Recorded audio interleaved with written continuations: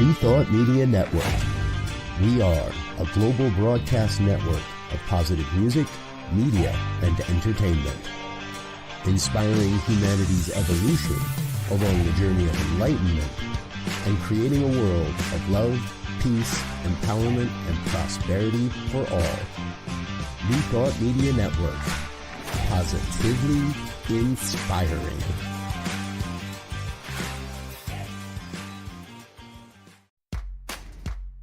Welcome to Ministers Talking a weekly program where Rev Briz and Rev Z and their guests chat about current affairs, world events, spiritual principles, and any old they want to talk about. Based on the New Thought philosophy and ancient wisdoms, Ministers Talking shares a visionary perspective of the evolving spiral called spiritual living. Join us each week as we explore the emerging paradigm of life on planet Earth and beyond.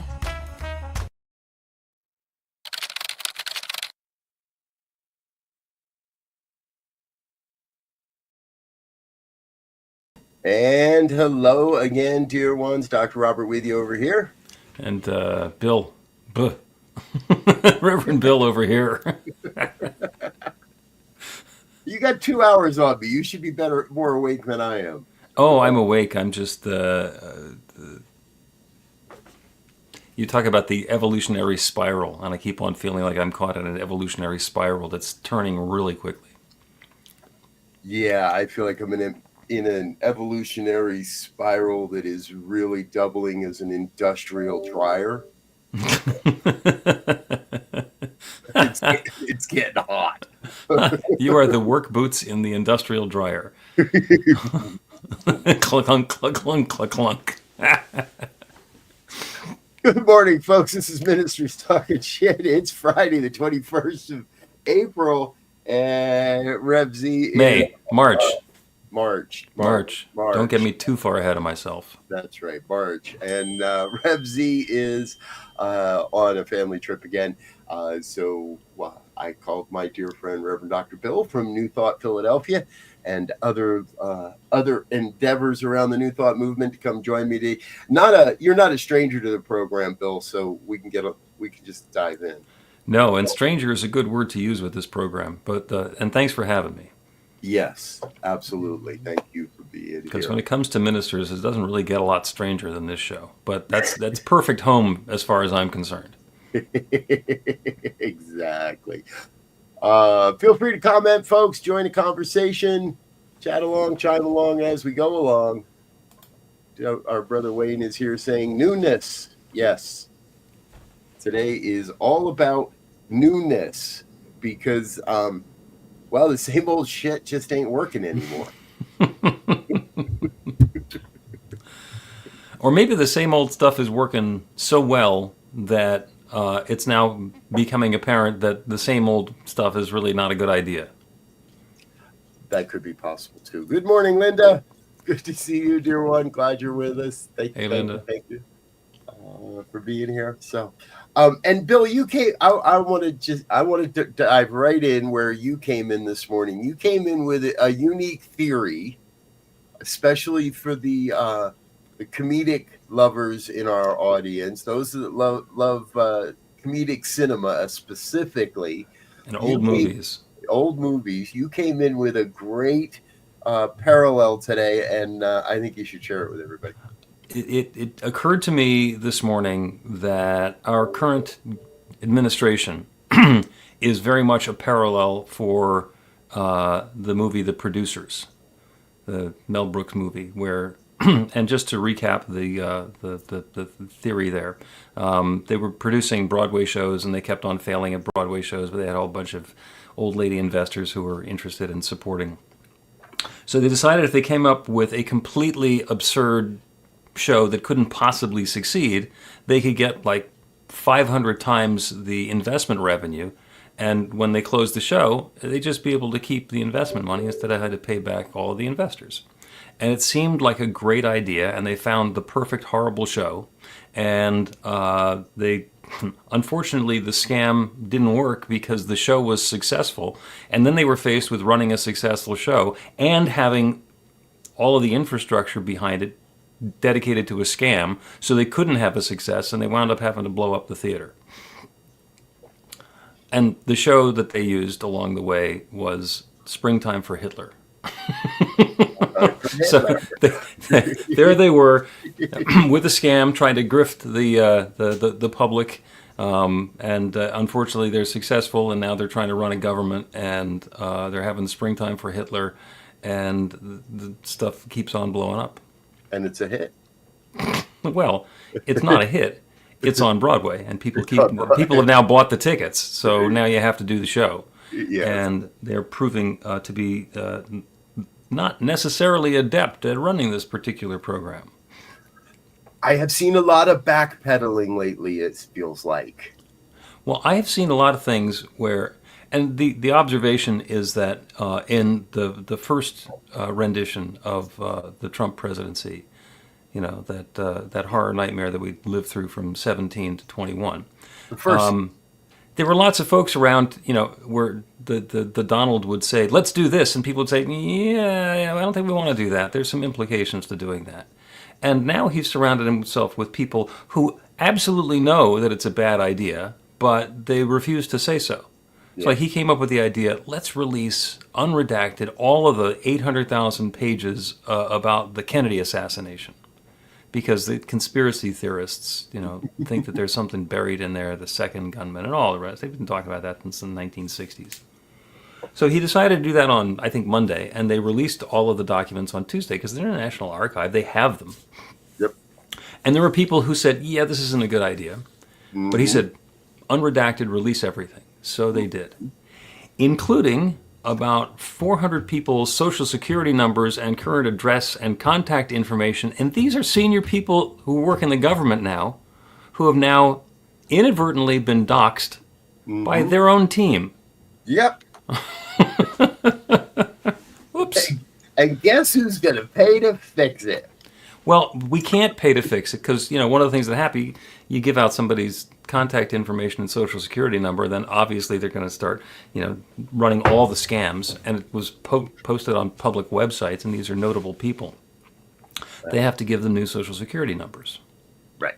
You don't suppose that even in the best of times there's anything involved in getting a new social security number and having to change all of your historical records. And I'm sure it makes it much easier when Elon and his chainsaw have been going through Social Security and closing offices, and so the people who would fix this aren't there anymore.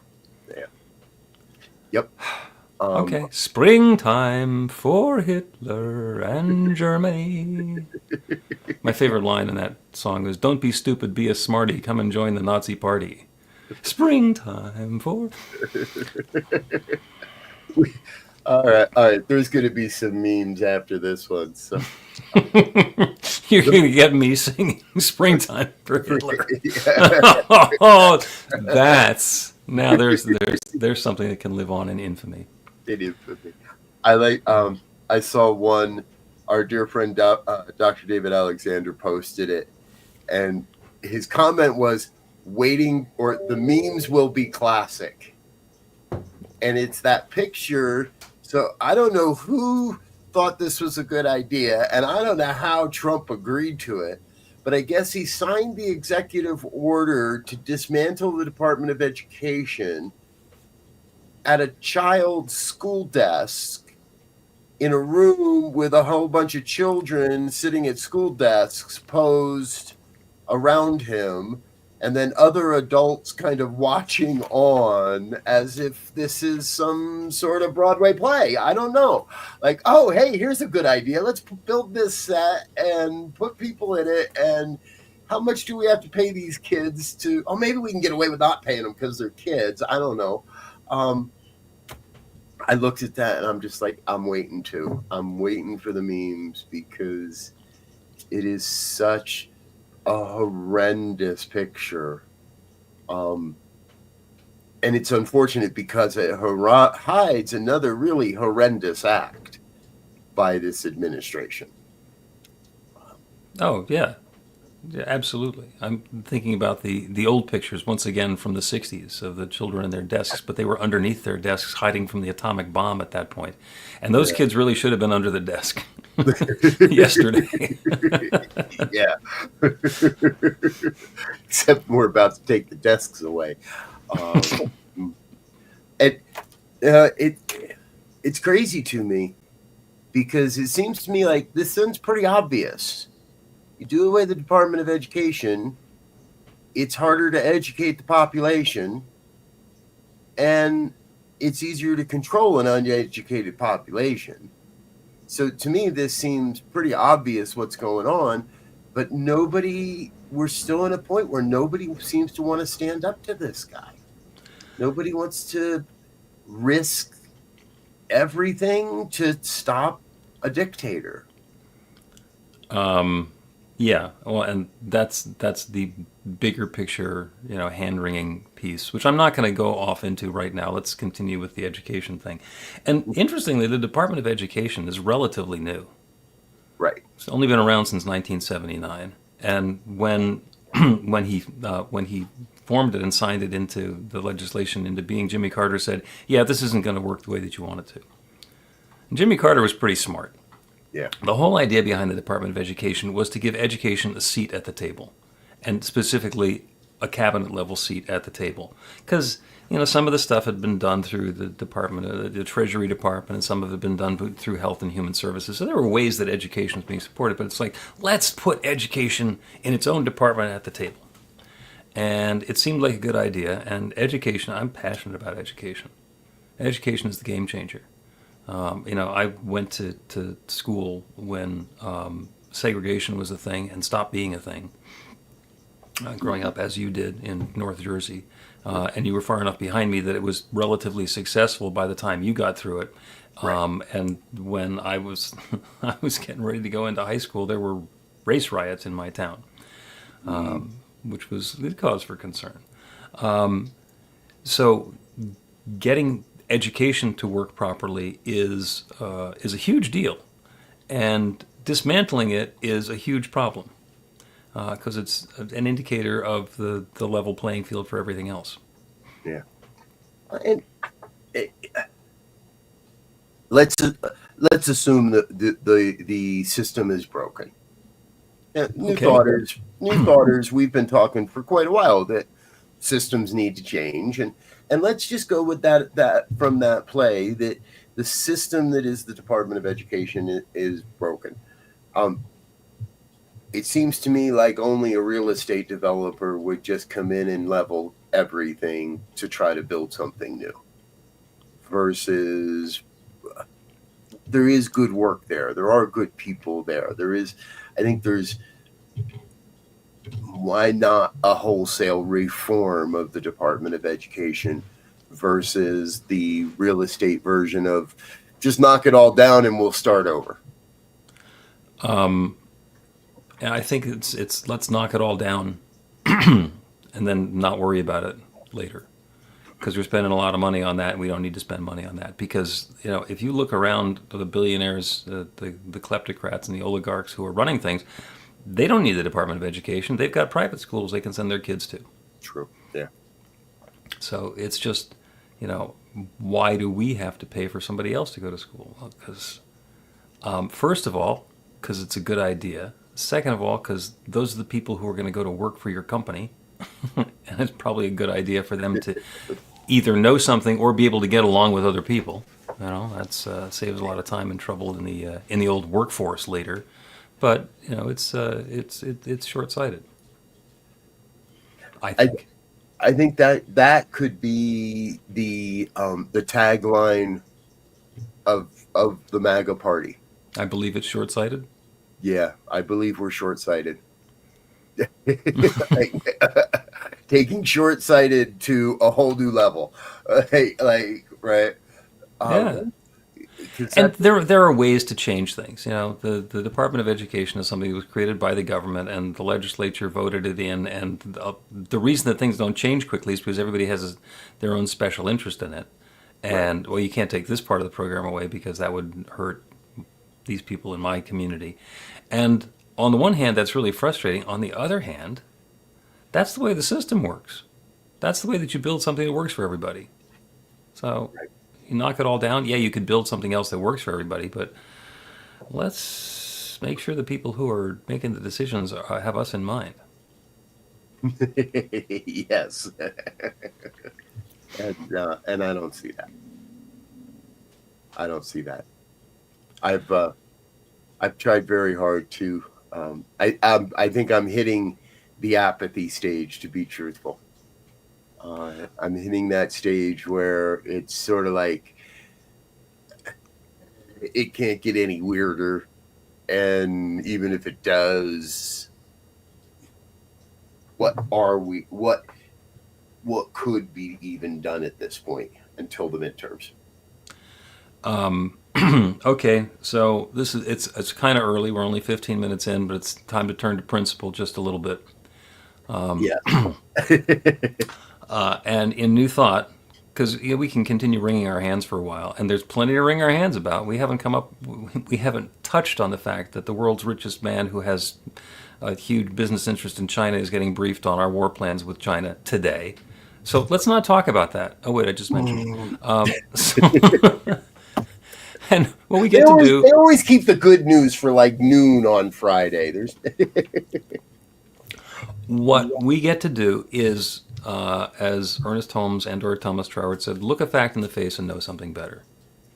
So if I find myself, facing the darkness, and I see that it's the darkness, what I need to do is turn so I'm facing the light. And I describe that as the pivot.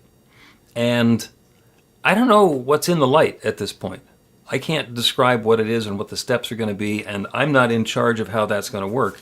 And sometimes lately, as I turn around to the light, I find myself going right back and facing the darkness. And I'm just like doing this pirouette, and I'm spinning. But it's better than just looking into the darkness and wringing my hands and going, oh my, I have no idea what can happen next.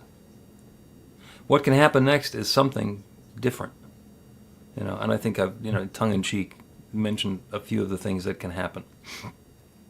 My favorite one is intelligent space aliens. That'll just change the game instantly. Yes. Somebody comes, somebody lands in a flying saucer and says, "Take me to your leader," and they get taken to Elon Musk. And they offer, "You want to go to Mars today? Because we're going that way, and you can come with us. And let's talk about a real estate deal because we like your planet." Suddenly, humanity is all the same. We are all brothers. We're having a GoFundMe to send Elon to Mars. We're having a GoFundMe because suddenly the people moving into our neighborhood have tentacles. And they're really different, and we're not sure what they want. And we can't keep up with them because our spaceships don't work nearly that well. I know. Levittown. We could do Levittown all over again. This time for the Greys. There you go. I want to share this. Maria Munoz, really appreciate this authentic Real Talk podcast. Thank you, Maria. With a spoon, doesn't like watching the news, but likes our podcast because we have a spoonful of new thought. Amen. It makes it easier to swallow. Yeah. Yes. We do make the medicine go down a little bit easier, I trust.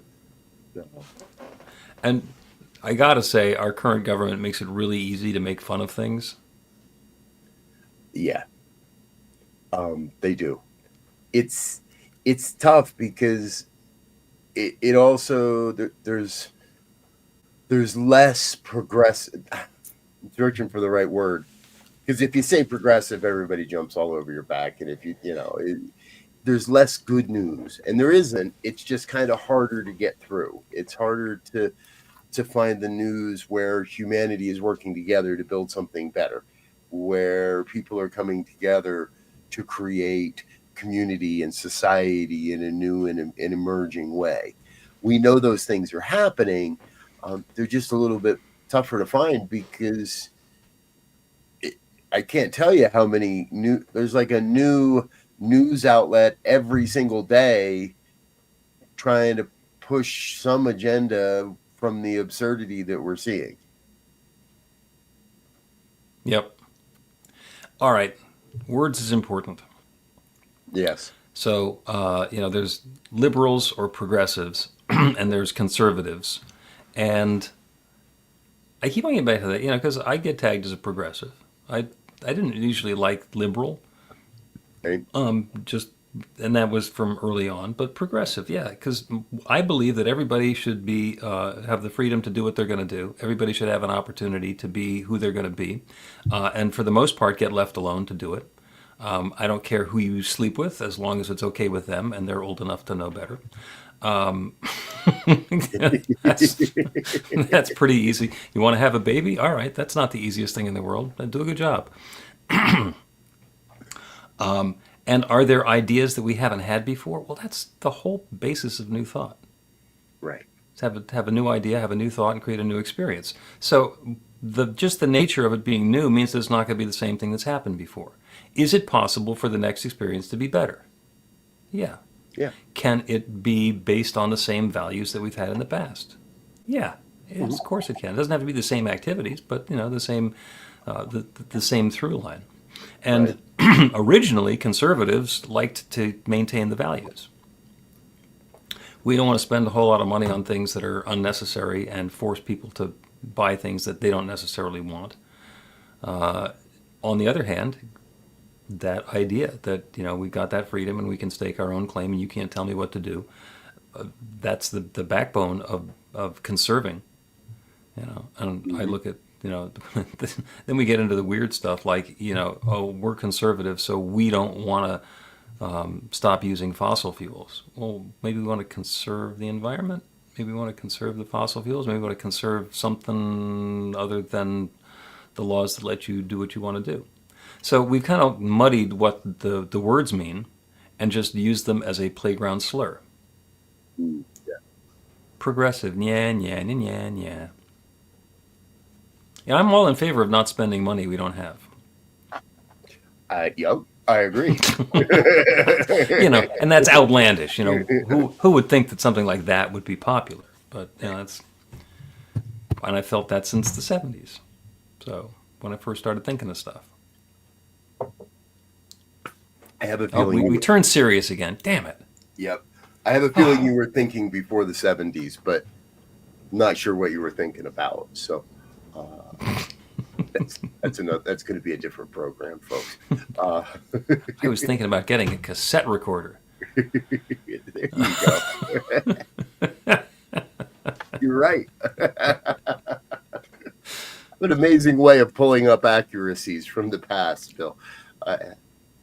My brain never quite associated that, but love it. So no, and I hear what you're saying, and we have in many ways in this country learned to weaponize our words and to use those in ways designed to try to hurt. And I come back to that all the time. To me, it's what it's all about. Are you building something up or are you tearing something down? And I understand the metaphor that sometimes you do have to get rid of the old to put up the new. And I've never been one for just, throw a grenade in there and let's see what happens. Yep. And we are completely, it would feel, well, I guess it's not really a grenade, because if you go look at the Project 2025 tracker, they've completed 101 out of 300 of their objectives. And we're only 2 months in. Let's see how rapidly that number continues to grow. Okay. You're going to make me turn serious again. Oh, I am. I'll say something serious, and then I'll talk about Mel Brooks some more.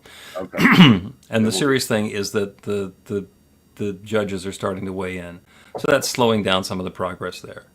True. There's been great pushback and resistance to what the judges are asking for, but their patience will start to run thin. So we'll see. And it's not going to stop any of this, but it's going to slow it down a little bit. Deep breath. And then a homework assignment for everybody who's watching the show today. Sometime this weekend, rewatch Blazing Saddles. Yes. And the reason is because, first of all, it's hysterically funny. It is completely politically incorrect. It was politically incorrect when it came out, and Mel Brooks knew it. There is some language and some ideas and some stuff in there. Yep.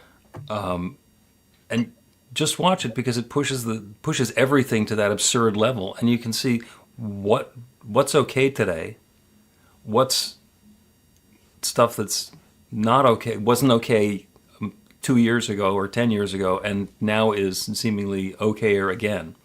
Right. And just take your pulse, see where you are. Yeah. You know? We made our kids watch that when they turned 18. My wife and I both grew up watching the movie, and I've always seen it as what it is, right? That political satire, that satire on society, and done in a way that pushes you just to the edge of complete and utter lunacy, really. And so they had always heard us talk about it, and we use lines from it all the time in not in public conversations, but in private. And so when they turned 18, we made them watch the movie. And my eldest was like, that's it? Like, what? This is what is so groundbreaking? And I was like, but you got to remember, it was the 70s. Nobody said any of these things out loud in that time, or not in, and it was all, it's kind of, I don't know how to describe it. Part of me wants to have a Blazing Saddles watch party right now. Okay. But part of me is a little concerned about who would show up. So let's figure out how to do that. It can be a bring your own Schnitzengruber.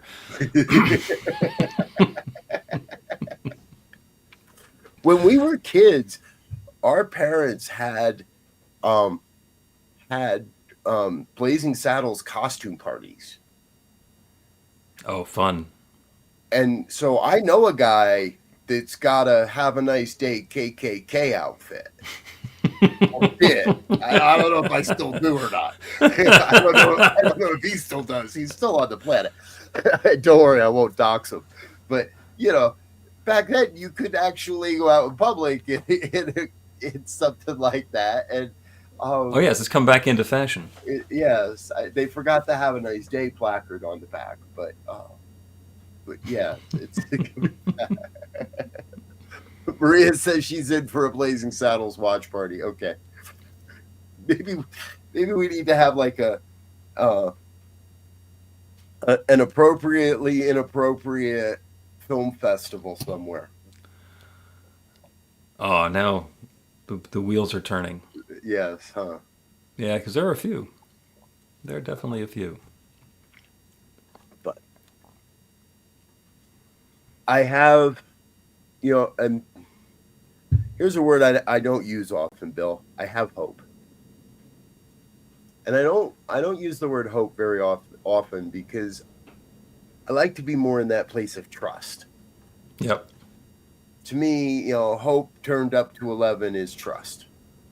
Okay. And I like to be in that place of trust. Unfortunately, at the moment, I'm only in the place of hope that the American people are going to stand up, and that means judges and lawyers and advertisers and marketers and social platforms, and that people will step up and put people before profit, put people before money. I'm not against anybody making money. And the billionaires of the day, people have heard me say this many times, I view being labeled a billionaire a moral failure. There's so much more to do with that money than just give your 7 generations of your family no reason to work, to contribute. And so, and I'm with you, Maria. I see that. Trust must be earned. Yes. Let's get back to the term hope. So, say it again, Bill. Let's get back to the word hope. Yeah. Hope to me is a combination of optimism and doubt. Because we know what we want to have happen, but we're not entirely certain it's going to. And as you said, when the doubt goes away, it turns into trust. Yeah. And hope is better than hopeless. So I support you. I support you in that. Yeah. There's an interesting thinking that what rich people really need is people to buy the stuff that the companies that they make sell. Mm. You know, when people talk about our economy, it's like, well, you know, there's the manufacturing sector and there's this sector, but it's the consumer economy is like the huge piece of it. Yeah. So it would be completely in the self-interest of the people who own the companies to help empower a really, really powerful consumer class. Let's give the people in the country enough money that they can buy our crap and be happy about it and talk to each other about it and then buy more crap. And crap is a euphemism for whatever it is that you have to be making. But the thought that you have to steal every last penny for yourself and take it out of circulation, yeah, I don't even need to finish the sentence.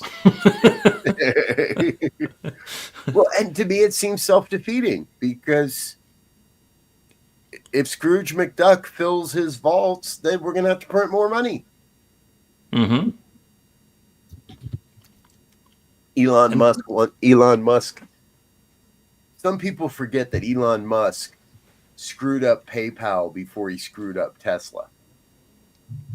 And now he's trying to push a X payment platform, a whole new money changing platform built on X.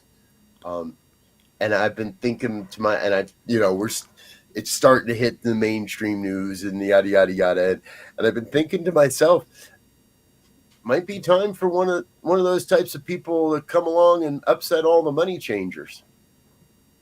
Might be time for somebody to come along and turn those tables over. And I don't think it's Elon Musk. I don't think it's Elon Musk either. I mean, you know, there's a certain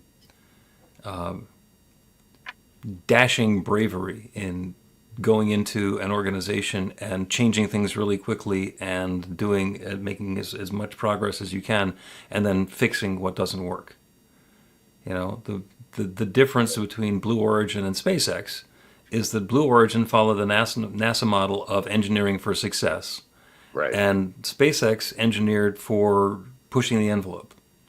And when SpaceX launched a rocket, they knew it was going to blow up. They just didn't know why. And so they monitored it to see what failed, and then the next one they would make sure that it didn't fail that way and see if they could get all the way through to having no failure. And there are a lot of failures along the way as you get to success. And he was, I think, one rocket away from running out of money. I think he's always one rocket from running out. And unfortunately, it's really difficult to do that when you're running a government that people rely on. Because when you blow stuff up, then people lose their health, and they lose their jobs, and they lose their homes, and they lose their livelihood, and their community, and all of this. You can't go to a national park because we're saving money on national park employees. Right. They laid off the last of the people who knows how to change a lock at Yosemite, which means if you get locked in a bathroom, you got to stay. Don't worry, the bears will come for you eventually.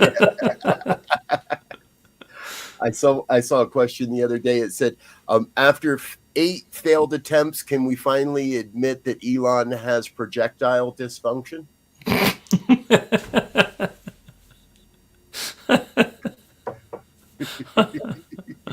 Oh, you see all the funny ones. I do see all the funny ones.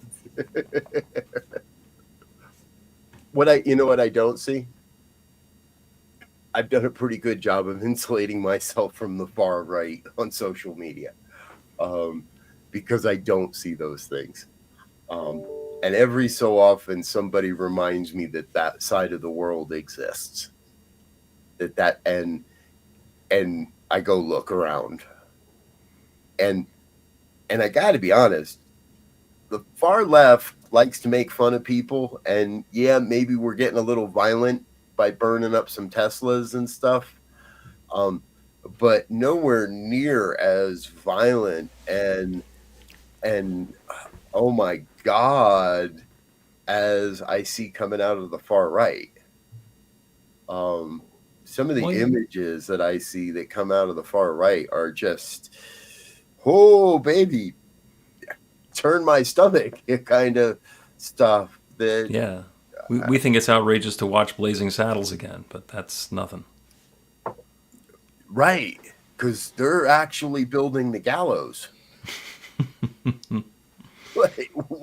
We know it was a movie prop. They're trying to actually build the gallows at this point, but that's another story as well.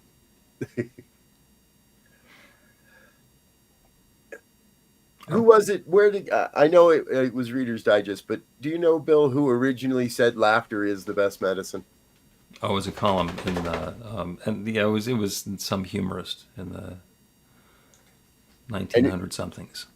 Yeah, I know it was the column in Reader's Digest for the longest time, and it helps. Yeah, it's one of those names that when you say it, I'll say, yeah, that was it, but I'm not going to be able to think of it now, and I'm not going to Google it during the show. Yeah, no.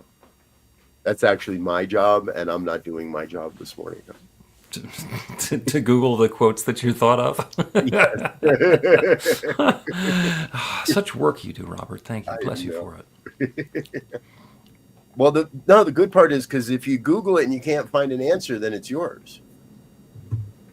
Then you just get to put. So if you come up with a quote and you think somebody else said it, and you Google it and you can't find a quality attribution for that quote, then you get to claim it as your own. Oh, see, that's a lot of work. I have an easier way of doing it. Yeah. Yeah, where you start by quoting somebody, and Ernest Holmes says you look a fact in the face and you know something better. And then you say, as I've often pointed out, Ernest Holmes wrote, you look a fact in the face and know something better.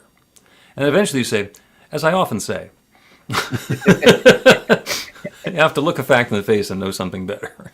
Yeah. And it's not stealing it, it's just rubbing the serial numbers off. Maria is likening turning over the money changer tables with turning over the Teslas. That could be it. That could be it. Yeah, and the money changer tables. Let's not turn it into cryptocurrency, because I still can't figure out. I mean, that's a wonderful example of a belief system, but that's kind of the opposite end of the spectrum from the gold standard. I think it's a wonderful. I wouldn't call it a belief system. I would call it a fleece system, because that's for the most part what's happening out there.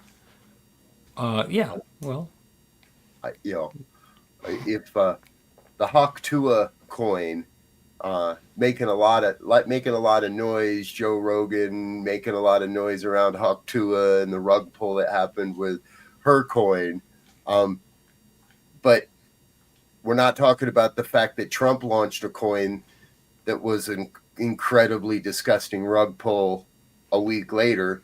And the day after they rug pulled the Trump coin, they launched the Melania coin so they could rug pull that. It's gotten to the point where, but God forbid we should try to regulate that, because regulation is bad.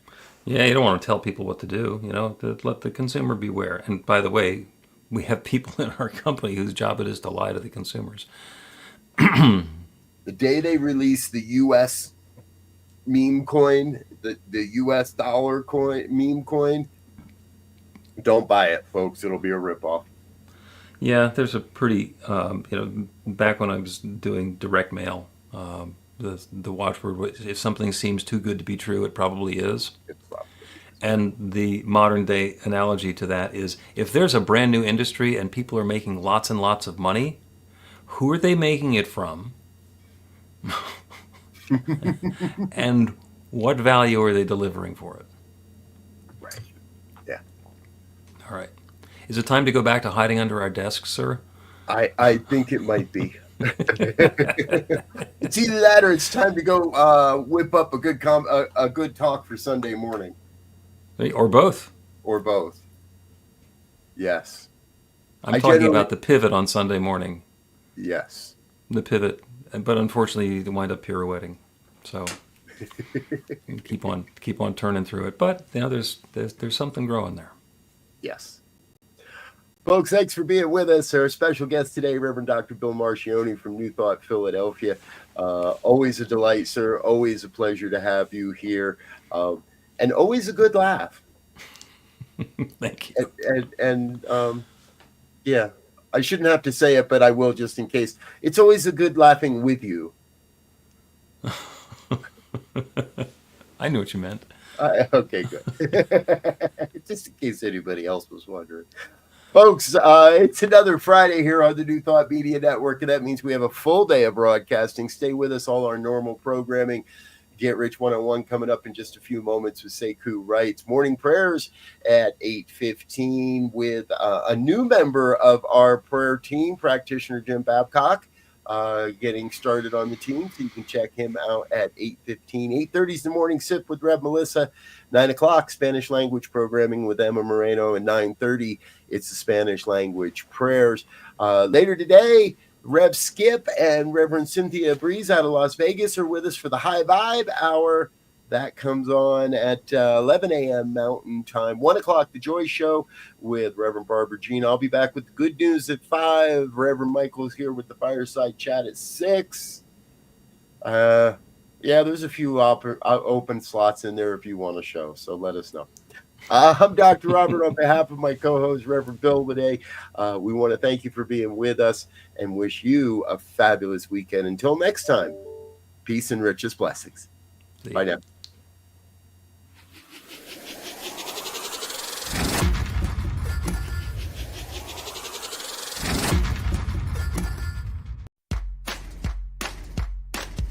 And thanks for listening to this week's episode of Ministers Talking. We'll be back again next week with more commentary on current affairs, world events, and any other our ministers want to talk about. And if you found value here, please share our with your friends. Until next time, peace and blessings.